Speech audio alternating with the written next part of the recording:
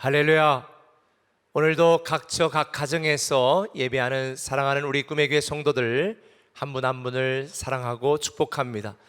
오늘은 특별히 줌으로 함께 초청받은 우리 성도님들과 함께 예배를 드리고 있습니다.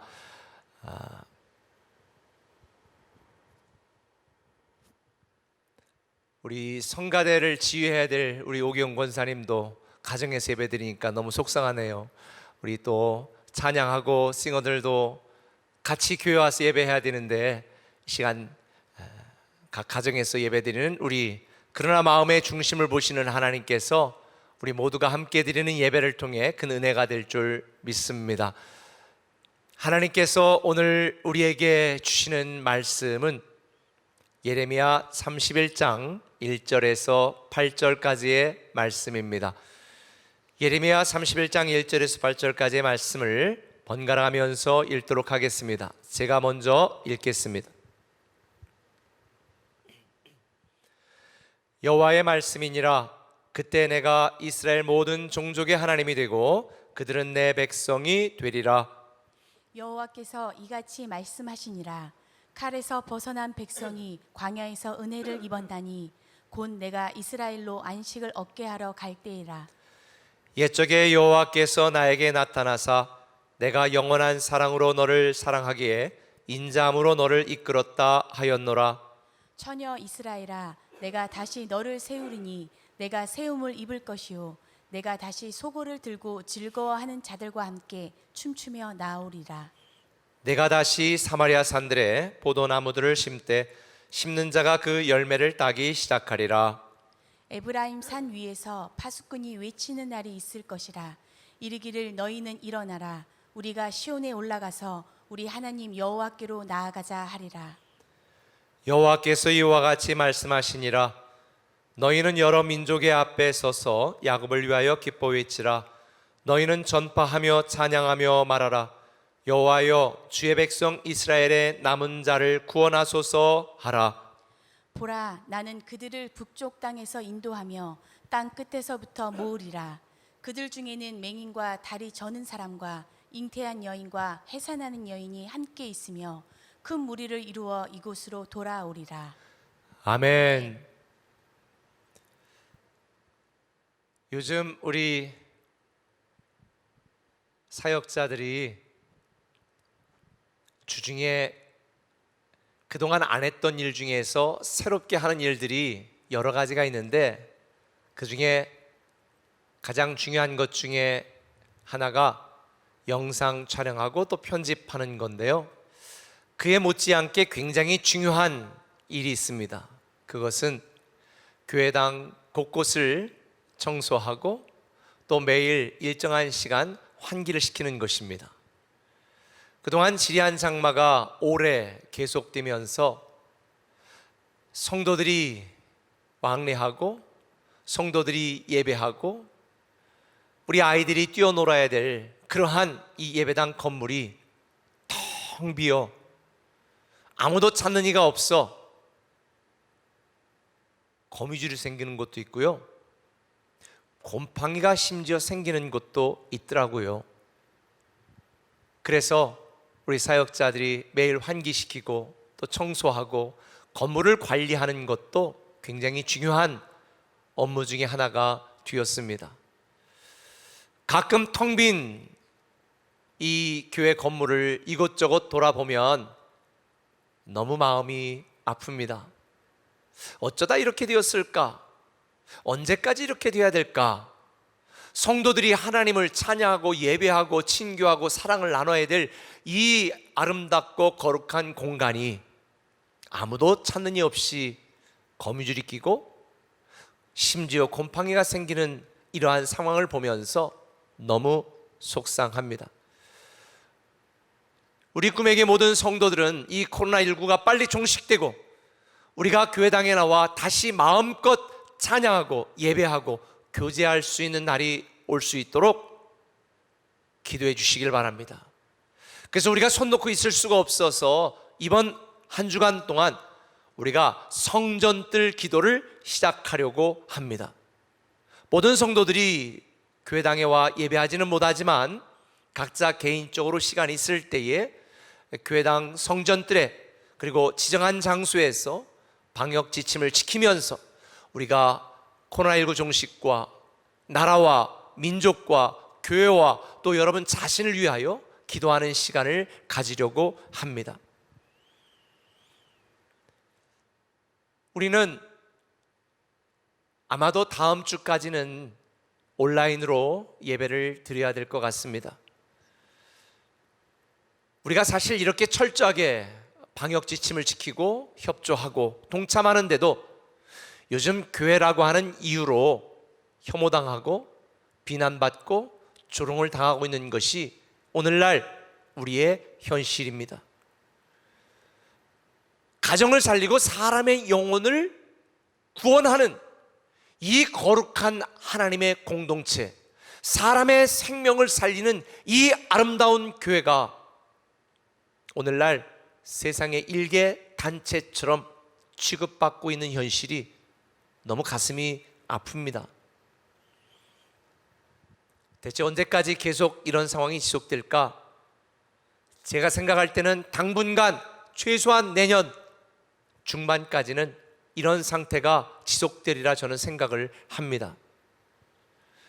하나님의 때가 찰 때 하나님이 다시 회복시키시고 하나님이 다시 모이게 하시고 하나님이 다시 역사하실 때까지는 아마도 교회와 성도들은 사람들에게 비난받고 혐오당하고 심지어 조롱도 받을 것입니다. 그런데 저는 절망하지 않습니다. 낙심하지 않습니다. 오늘 본문 1절에 보면 이렇게 말합니다. 여호와의 말씀이니라. 그때 내가 모든 종족의 하나님이 되고 그들은 내 백성이 되리라. 하나님의 때에, 하나님이 움직이고 일하는 하나님의 때에 우리는 다시 회복되어지고 하나님의 영광이 높여지고 교회는 다시 존경을 받고 성도들을 부러워하는 때가 다시 오게 될 거라고 저는 확신합니다. 물론 당장 우리의 현실을 보면 너무 괴롭고 힘들고 답답한 것이 사실입니다. 그러나 잘 되게 되어 있습니다. 잘 되고 있는 것입니다. 이건 근거 없는 낙관주의로 제가 말하는 게 아닙니다. 저는 반드시 그렇게 된다라고 하는 믿음의 확신이 있습니다. 이번 주에 여러분들 드림온 목장 보셨어요? 몇 달 전에 우리 온유가 어린아이가 심장이 멈추고 심장이 뛰지 않아 심장 이식을 하지 않으면 가망성이 없고 이제는 안 된다고 포기했던 의학적으로 우리 온유가 하나님의 기적적인 은혜로 다시 심장이 뛰게 되고 다시 회복되어지고 이제 집에 돌아와 생활하고 있는데요. 온유의 밝은 모습, 웃는 모습 아마 드림온 목장을 통해서 여러분들 보셨을 것입니다. 근데 온유 엄마가 애가 중환자실에 3주 동안 누워 있으면서 에크모로 심장이 뛰지 않으니까 에크모로 대신 생명을 유지하고 있는데 그때 엄마의 마음이 얼마나 무너졌겠습니까? 정신이 있겠습니까? 날마다 울면서 제가 그때 전화만 하면 우시더라고요. 그런데 설상가상으로 계단에서 넘어져서 다리가 부러졌습니다. 대체 하나님도 너무하지 않아요? 어떻게 이럴 수가 있어요? 그런데 결과적으로 잘 된 것입니다. 왜냐하면 우리 드림온 목장에서 조하나 자매가 이런 고백을 하는 거예요. 하나님께서 기적적으로 심장이 다시 뛰게 하셔서 일반 병실로 이제 3주가 지나고 옮기게 되어지는데 그때 코로나가 굉장히 심할 때여서 병실의 보호자가 한 사람밖에 입실할 수가 없었다. 그런데 정신이 없고 마음이 무너지는 그 연약한 엄마 혼자 어떻게 아이를 돌볼 수 있겠습니까? 그런데 다행히 조하나 자매가 다리가 부러져서 통기부스를 하고 있으니까 할 수 없이 아버지도 함께 병실에 있도록, 그래서 부부가 함께 온유와 함께 일반 병실에서 돌보고 섬길 수 있었고 서로 의지할 수 있어서 너무 좋았다. 지나고 보니까 다리 부러진 게 하나님의 한 수였다. 이렇게 고백을 하더라고요. 저는 그 간증을 들으면서 사실 전율이 들어왔습니다. 때로는 우리의 삶에 내가 이해할 수 없는 고난과 고통이 닥칠 때, 그때는 왜 그런지 하나님도 너무한다고 우리가 불평하고 원망할 수 있지만, 지나고 보니까 하나님의 한 수였구나. 저는 여기서 깨닫게 되는 것입니다. 하나님은 작은 고통을 통해서 큰 고통을 치유하시는구나. 여러분 인생 속에 작은 고통 속에 있는 분이 있다면 큰 고통을 치유하는 도구로 그 고통을 사용하시는 줄 믿으시기를 바랍니다. 하나님은 모든 것이 합력하여 선을 이루게 만드시는 하나님, 결국 하나님이 영광을 받으시고 우리가 하나님의 백성됨을 알게 하시는 하나님. 그래서 성경은 범사에 감사라고 말하는 것입니다. 솔직히 저는 범사에 감사라는 말씀을 나누면서도 저도 그렇게 살아가는 게 쉽지가 않습니다. 그런데 요즘 이 말씀을 준비하다가 저는 다시 한번 저 개인적으로 이렇게 적용하고 결심을 했습니다.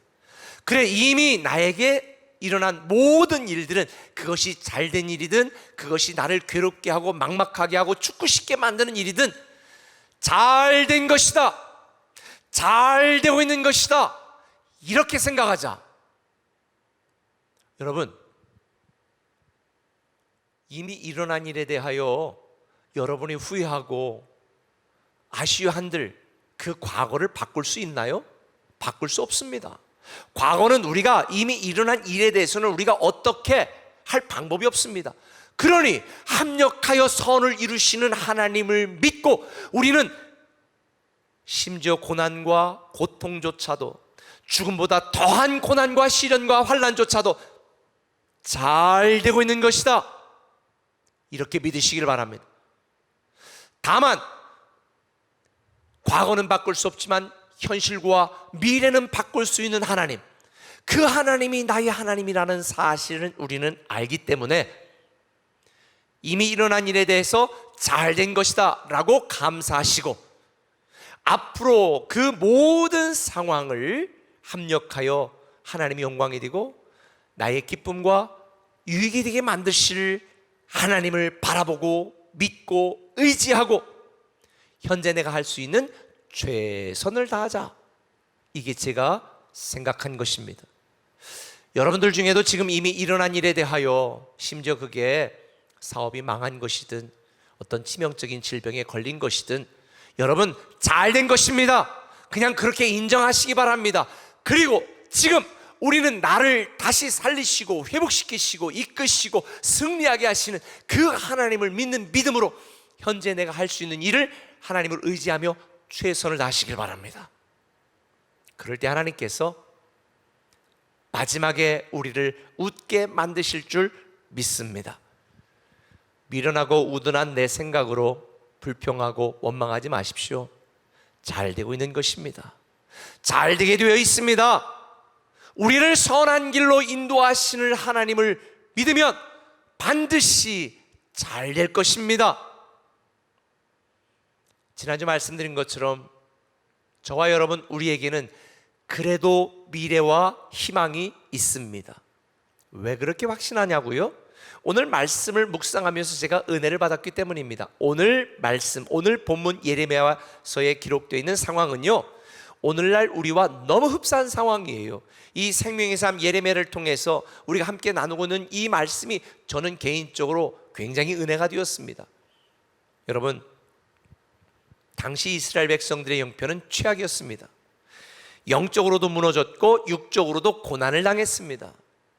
그래도 살만하고 지식층이고 쓸만한 사람들은 다 바벨론 포로로 잡혀갔고요, 그나마 남아있었던 백성들은 고통과 시련과 조롱과 온갖 수모를 당했습니다. 그런데 여러분, 너무 놀랍게 하나님이 말씀하시는 거예요. 4절에 보니까 처녀 이스라엘아, 내가 다시 너를 세우리니, 내가 세움을 입을 것이요, 내가 다시 소고를 들고 즐거워하는 자들과 함께 춤추며 나오리라. 내가 다시 사마리아 산들의 포도나무들을 심되 심는 자가 그 열매를 따기 시작하리라. 여러분, 이 얼마나 놀라운 말씀이에요. 지금 내가 죽을 지경이라고 울부짖고 있는데 하나님은 이렇게 말씀하시는 거예요. 내가 너를 다시 세울 것이다. 나는 내가 다시 소고를 들고 춤추며 나오게 만들 것이다. 너희는 다시 포도나무를 심고 그 열매를 따기 시작할 것이다.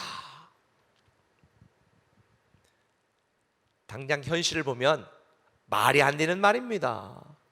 내일은커녕 오늘 하루도 겨우 버티기 힘든 그 상황 속에 그래도 미래와 희망이 있다니 이해가 되지 않습니다. 그런데 저는 이 말씀 속에서 왜 그렇게 될 수밖에 없는지 중요한 단어 하나를 발견했습니다. 그것은 이겁니다. 처녀 이스라엘아. 처녀 이스라엘아. 처녀 이스라엘? 이게 무슨 말이지?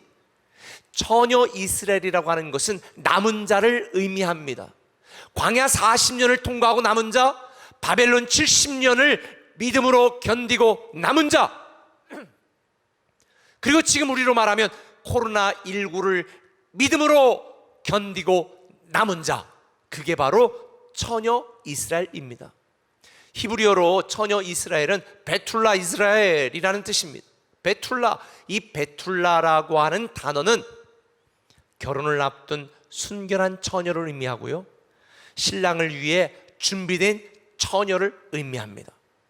성경에 보면 하나님께서는 우리와의 관계를 친구로, 아니면 아버지와 자녀로, 때로는 신랑과 신부로 그렇게 묘사를 하는데, 저는 개인적으로 신랑과 신부로 묘사한 게 제일 마음이 듭니다. 여러분, 아가서에 보면요, 하나님께서 이스라엘 백성들을 얼마나 사랑하는지, 뭐 내 얼굴은 어떻고 머리털은 어떻고 내 가슴은 어떻고 너 피부는 어떻고 막 세상에 그 아가서의 말씀만 딱 보면요, 이 세상에 그렇게 완벽한 여자가 없어. 그런데 묘사된 걸 가만히 보면요, 얼굴은 까마잡잡하고, 물론 까만 거 좋아하는 분도 있겠죠. 근데 까마잡잡하고 피부는 너무 엉망이고, 남들이 볼 때는 정말 사랑하고 좋아할 만한 구석이 1도 없는 여자였는데, 그런 이스라엘로 표현되어지는 그 술람미 여인을 하나님은 이 세상에 그 여인밖에 없는 것처럼 고백하는 걸 보면, 야, 하나님이 이스라엘 백성들, 또 저와 여러분을 얼마나 사랑하는지를 알게 되어집니다. 그런데요, 여기 반전이 일어나요.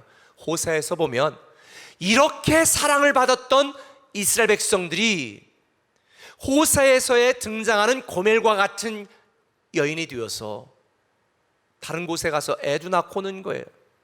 여러분, 하나님이 사랑하는 이스라엘 백성들이 이방 민족들, 이방 신들을 더 사랑하여 하나님을 저버리고 떠난 것을 호세아서에서 말해주고 있는 거예요. 이게 호세아서 이야기지요.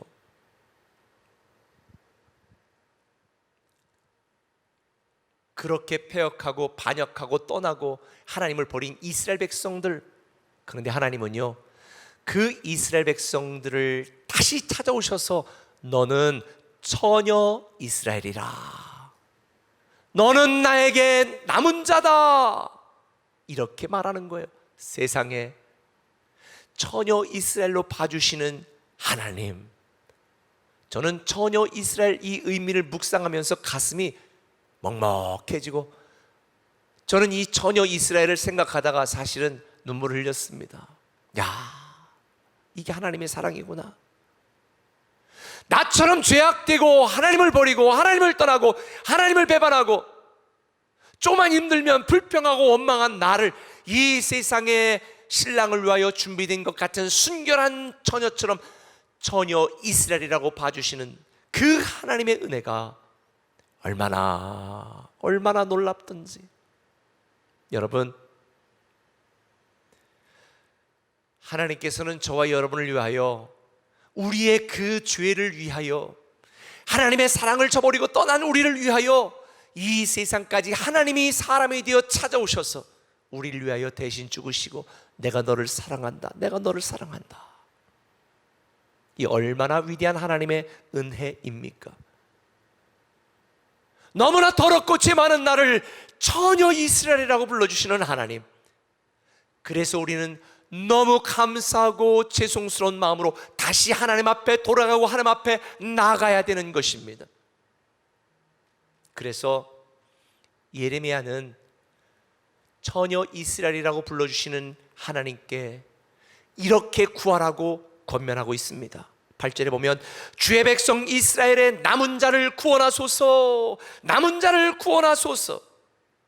남은 자를 구원하시는 하나님의 은혜가 아니면 우리는요 멸망할 수밖에 없어요. 저는 이 코로나19로 힘들고 좌절하고 절망하는 이 시대에 저와 여러분, 남은 자를 구원하소서, 우리 가정이 남게 하소서, 내가 남게 하소서, 우리 교회가 남게 하소서, 우리 민족이 남게 하소서, 남은 자를 구원하시는 하나님께 간절히 구하고 기도해야 될 줄 믿습니다. 그러면 어떻게 광야 40년을 통과하고 남은 자가 될까? 어떻게 하면 바벨론 70년을 믿음으로 견디고 남은 자가 될까? 어떻게 하면 지금 이 코로나19를 견디고 우리가 남은 자가 될 수 있을까? 어떻게 남은 자가 되어 미래와 소망 있는 삶을 살 수 있을까? 첫 번째 이겁니다. 한번 따라 합시다. 남은 자의 믿음으로 살아가자. 남은 자의 믿음으로 살아가자.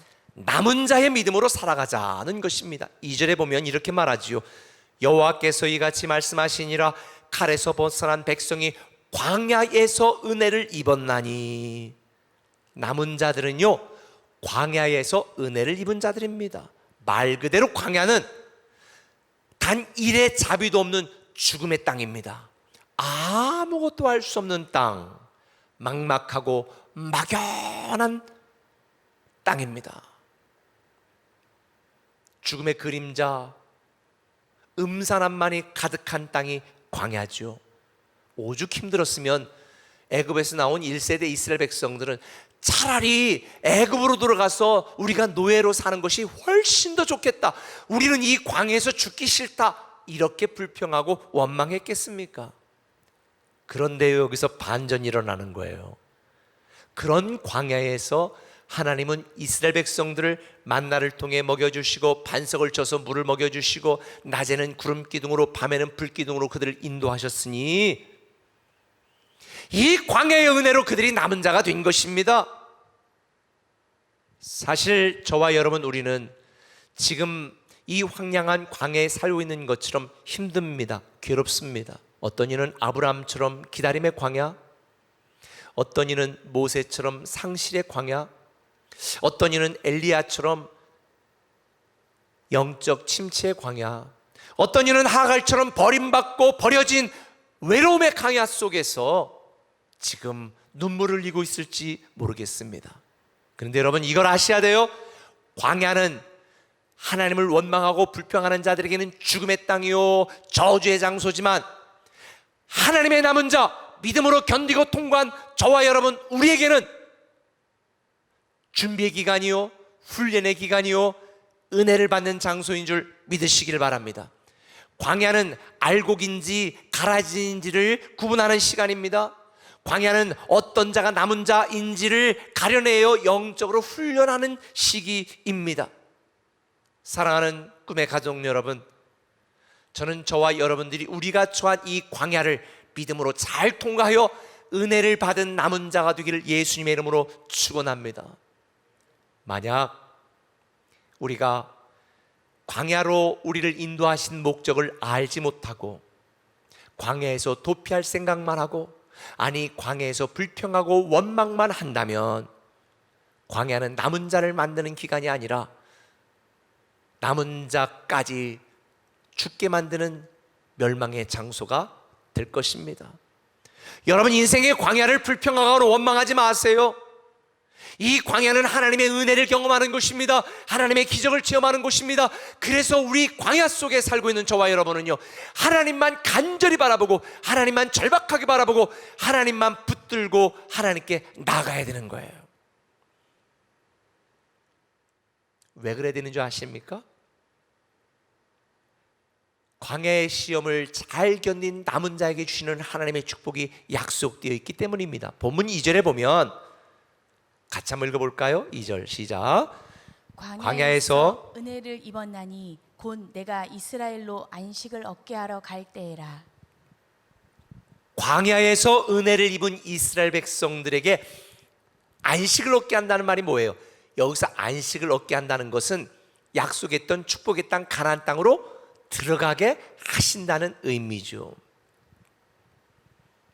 우리도 마찬가지입니다.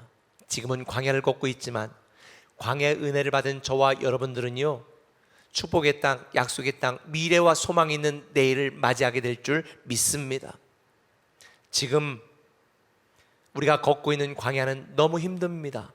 그래서 예레미야는 이렇게 우리에게 강조합니다. 6절에 너희는 일어나라, 우리가 시온에 올라가서 우리 하나님 여호와께로 나아가자. 광야라고 주저앉아 있고 절망하고 쓰러져 있지 말고 다시 일어나 시온에 올라가서, 이건 예배드리라는 거예요. 예배가 여러분을 살립니다. 온라인 예배라고 적당히 설교만 땡 듣고 끝나면 안 돼요. 찬양이 여러분의 영혼을 살리고 말씀이 여러분의 영혼에 새로운 힘과 능력을 주니 처음부터 끝까지 온전하게 예배드려야 되는 거예요. 그래서 우리는 일어나 시온에 올라가 우리 하나님 여호와께로 나아가자. 이게 예레미야가 말하는 거예요. 하나님께 나아가 하나님만 붙들고 하나님의 은혜를 입지 않으면 우리는 살 수 없거든요. 그러면 이 괴롭고 힘겨운 광야가 왜 은혜일까? 여러분, 가나안으로 들어간 이스라엘 백성들은 광야 40년 동안 하나님을 반역하고 하나님께 불평하고 원망하다가 망한 1세대 백성들의 자녀였습니다. 당시 문화적인 관습이나 하나님께서 말씀하신 성경에 보면 죄인들, 그 자녀까지 그냥 다 죽여버리라고 했어요. 그러니까 하나님을 반역하고 배신한 1세대 이스라엘 백성들, 그 자녀까지 다 죽여버려야 마땅한 상황이었습니다. 그런데 하나님은 그들에게 은혜를 베풀어 살려주셨습니다. 뿐만 아니라 그 2세대 자녀들을 여호수아의 인도로 안식을 누리겠습니다. 가나안 땅에 들어가겠습니다. 축복의 땅에 들어가 살겠습니다. 그 땅의 열매를 누리도록 만드는 거예요. 저는 왜 본문에서 광야의 은혜를 입은 자라는 말씀을 하셨는지 이해가 되었습니다.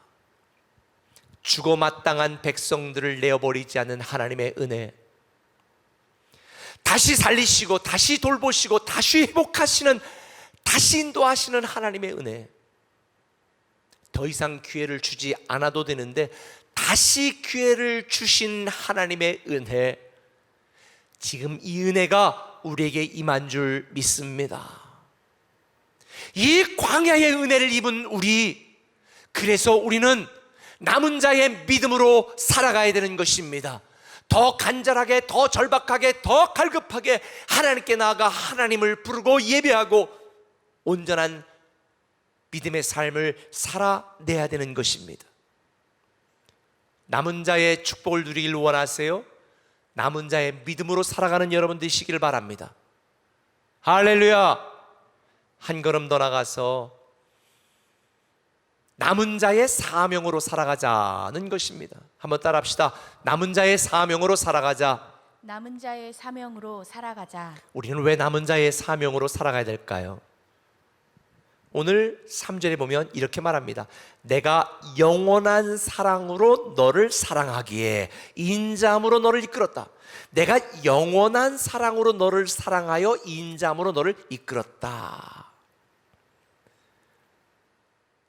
하나님은요, 하나님을 반역하고 패역한 이스라엘 백성들을 그들의 죄에도 불구하고 그들을 사랑하셨습니다.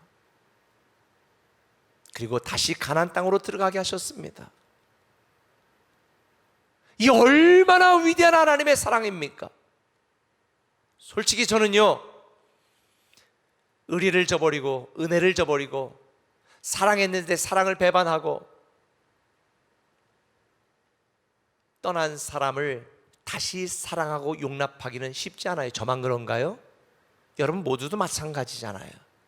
솔직히 주님께서 원수를 사랑하라고 하는데 원수까지 못 사랑할 것 같아요. 이게 얼마나 힘든 일이에요. 그런데요, 하나님은 우리를 다시 사랑하셨어요. 한 번 사랑하고 일회용으로 사랑하는 게 아니라 영원히 사랑하셨다는 거예요.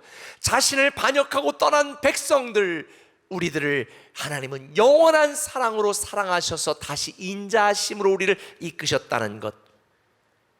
이렇게 놀라운 하나님의 사랑을 받았기 때문에 우리는 이 영원한 하나님의 사랑을 전하는 남은 자의 사명을 감당해야 되는 것입니다.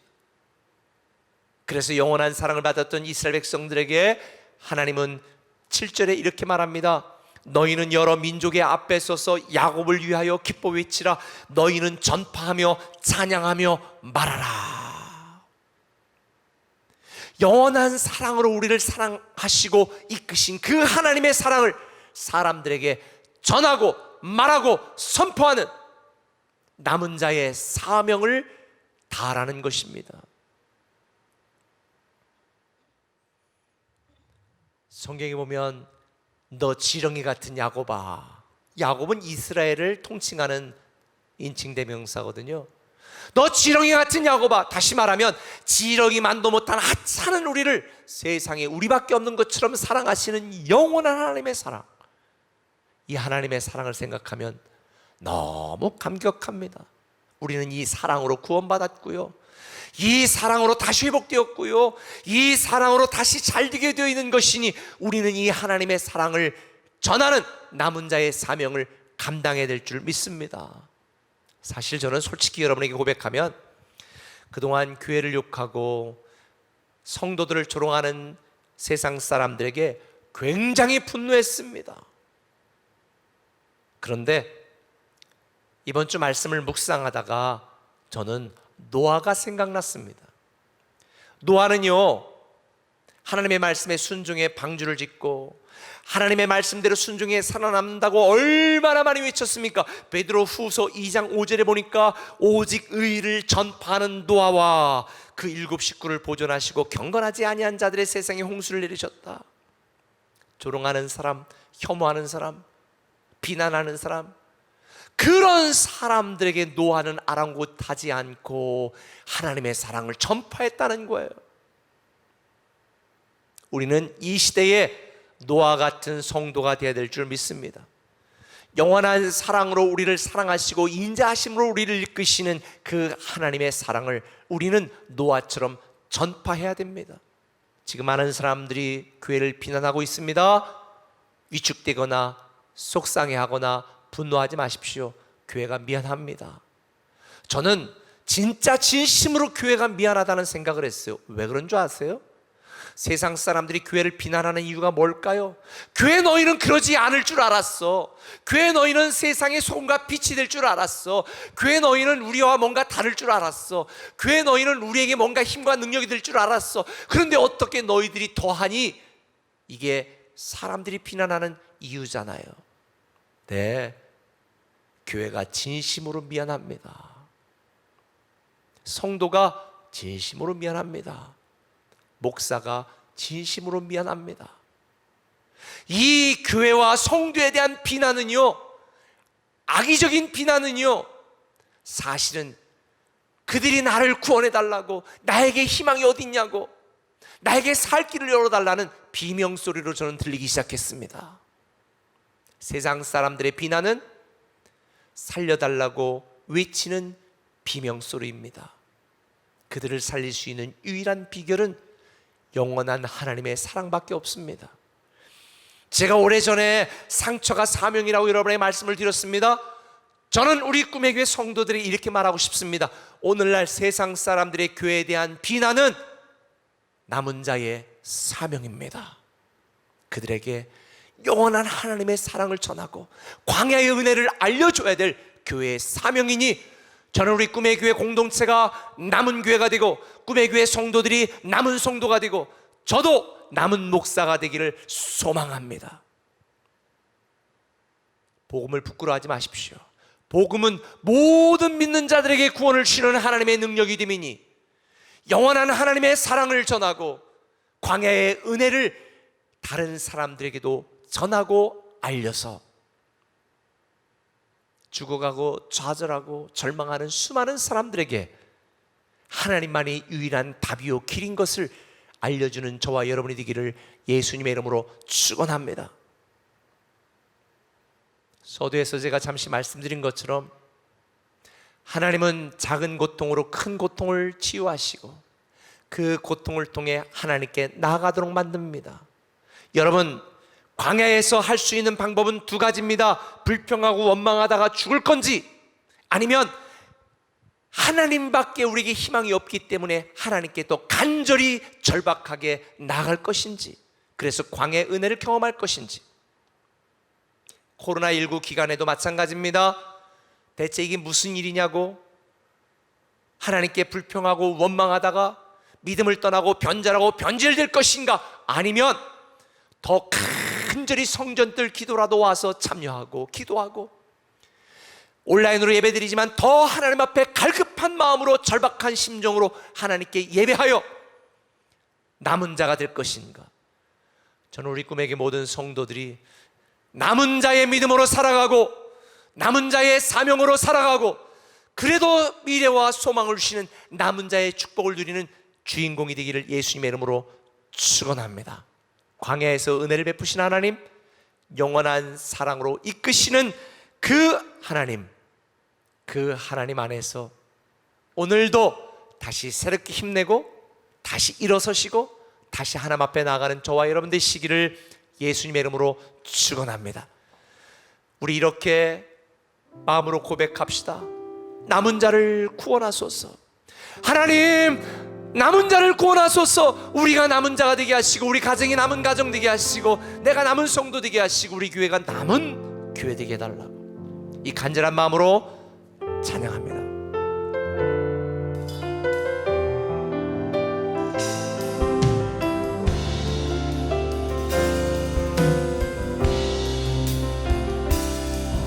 날이 저물어 갈 때 빈들에서 걸을 때 그때가 하나님의 때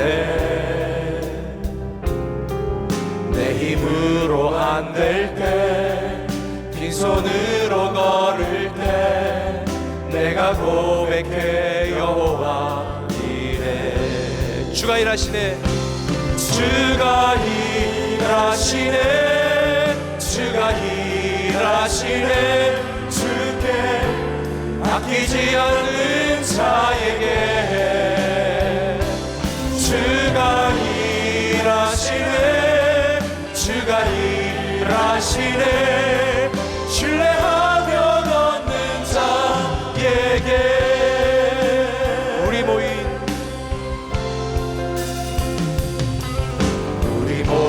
이곳에 주님 함께 하시네.